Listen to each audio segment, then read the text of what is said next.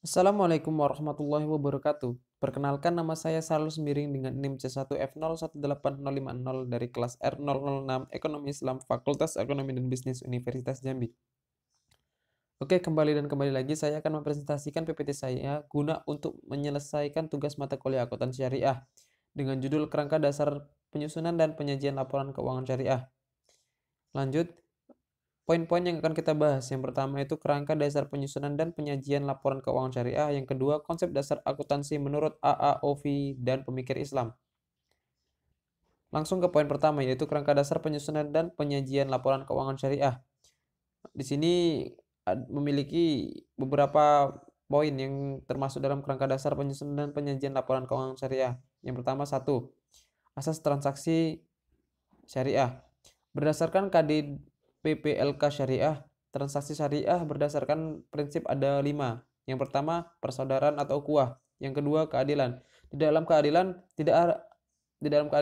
tidak boleh ada unsur di bawah ini seperti riba, zalim, masyir, gharar, dan haram.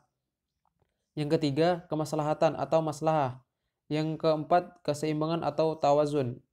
Yang kelima yaitu universalisme atau syumuliyah. Selanjutnya yang kedua, karakteristik transaksi syariah. Implementasi transaksi syariah sesuai dengan paradigma dan asas transaksi syariah harus memenuhi karakteristik dan persyaratan sebagai berikut menurut Ilyas tahun 2016. 1. Transaksi hanya dilakukan berdasarkan prinsip saling paham dan saling ridho. Kedua, prinsip kebebasan bertransaksi diakui sepanjang objeknya halal dan baik atau thayyib. Yang ketiga yaitu uang hanya berfungsi sebagai alat tukar dan satuan pengukur nilai, bukan sebagai komoditas. Yang keempat yaitu tidak mengandung unsur riba. Yang kelima tidak mengandung unsur kezaliman. Yang keenam tidak mengandung unsur masyir. Yang ketujuh tidak mengandung unsur gharar. Yang kedelapan tidak mengandung unsur haram. Yang kesembilan tidak menganut prinsip nilai waktu dari uang atau time of value of money. Karena keuntungan yang didapat dalam kegiatan usaha terkait dengan resiko yang melekat pada kegiatan usaha tersebut sesuai dengan prinsip al-ghanam bil al-ghurmi. Lanjut, yaitu kerangka dasar penyusunan dan penyajian laporan keuangan syariah. Lanjutan yang tadi, tidak menganut prinsip nilai uang dari time of value.